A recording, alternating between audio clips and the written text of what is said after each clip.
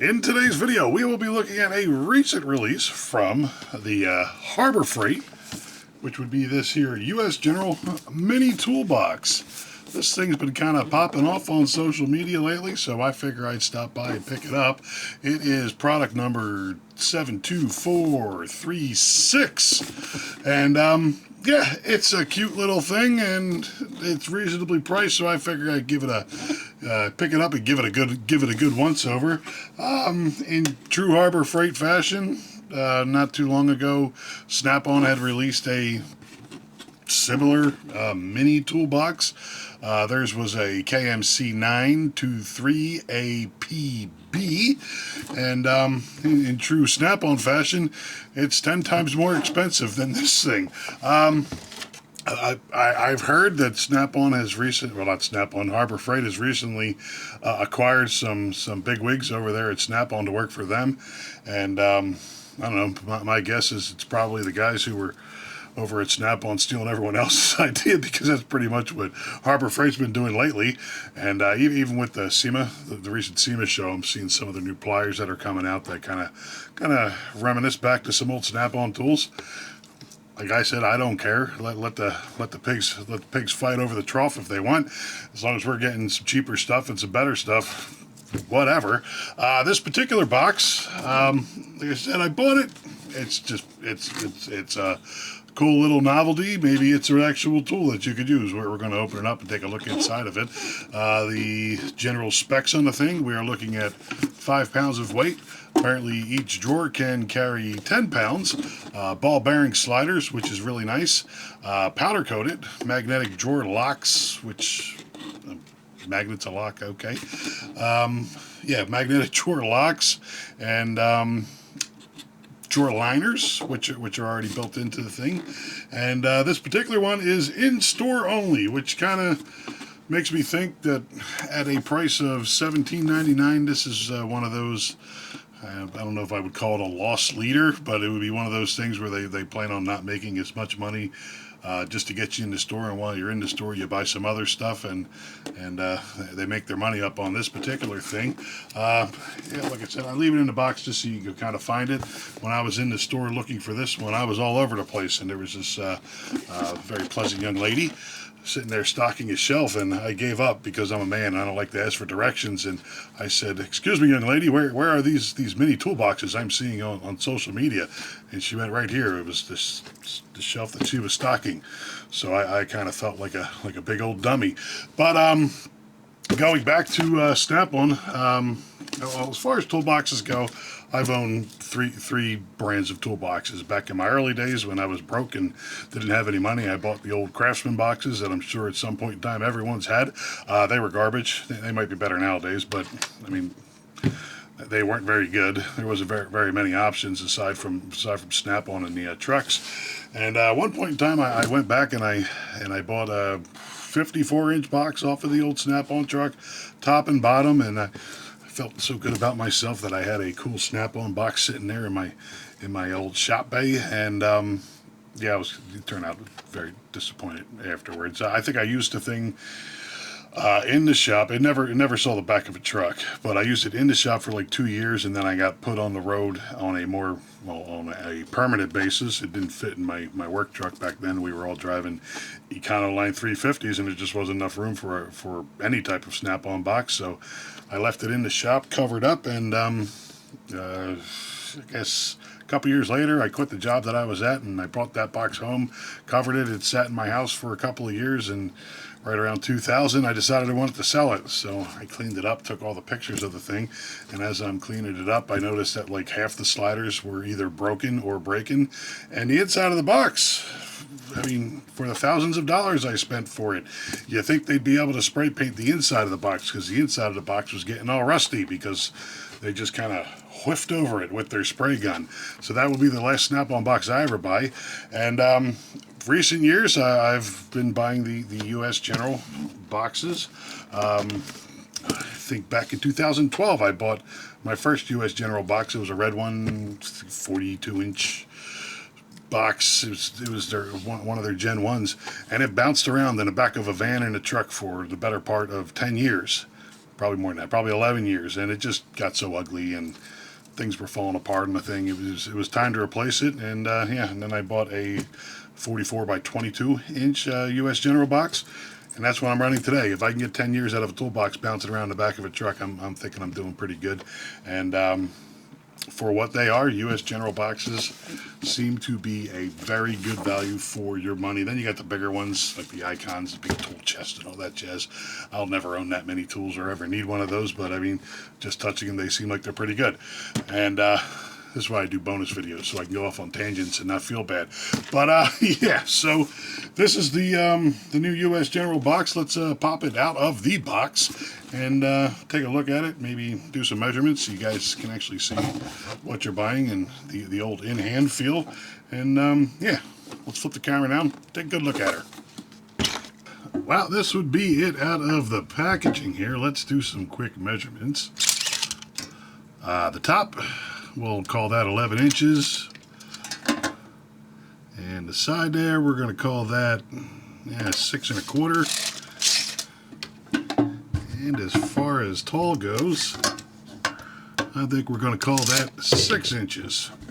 Now, looking at the actual storage compartment of the things, that would be the drawer liners, which is kind of standard fare for a Harbor Freight drawer liner. Let's measure the internal depth of all these drawers. Alright, the top lid here, we got roughly a 1/2 inch deep on that end. And we're probably talking another 1/4 inch, so about 1 inch depth on this guy. The internal on this, the smaller of the drawers here, you're looking at about 1.5 inches deep on that one, and a little less than 2.5, maybe 2 1/4 on the bigger one. Now, looking at the actual internal dimensions of the drawers, we're coming out about, what are we talking? 5 inches going this way, and you got another 2 inches kind of hanging in the back there. Widthwise, on the top drawer, you got about 8 3/4. Again, the smaller, the larger bottom drawer comes out the same amount, and same distance, 8 3/4. Now, looking in actual fit and finish of the thing, they did say these are powder coated. There's a bit of you're probably not going to be able to see that. Maybe if I catch the light just right, a little bit of an orange peel finish on the thing.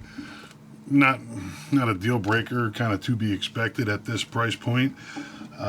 Again, with the top drawer, you got two little nubbies here to keep it from clanging when you're opening it up and closing it.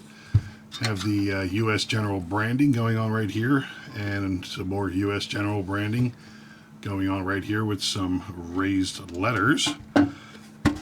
On the bottom here, you got your model and serial number, just noticing that, and some more of these little silicone footies. I could foresee those peeling off at some point in time. Now, as far as the actual drawer pulls go, these are apparently made out of aluminum, and yeah, they got a nice little feel to them. Do they slide off? I'm sure they do if you push hard enough.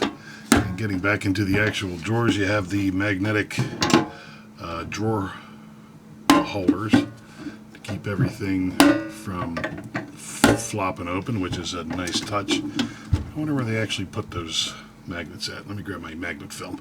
Now, the question is, can you actually see them from the back here? Oh, there they are, right there.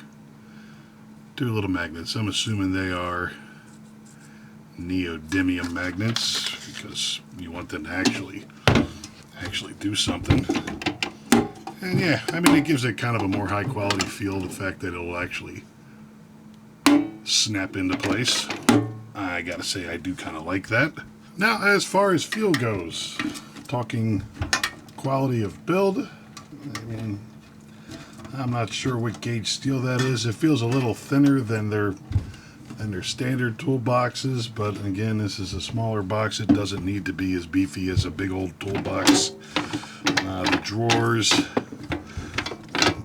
actually have a nice solid feel to them, again with the ball bearing sliders. Yeah, I mean, in the hand, it actually seems like it's fairly well built. So there we go. I mean, the whole in the hand thing, appearance, just about everything about this thing tells me that this is definitely worth the price that they are charging for this thing. Not a bad product at all.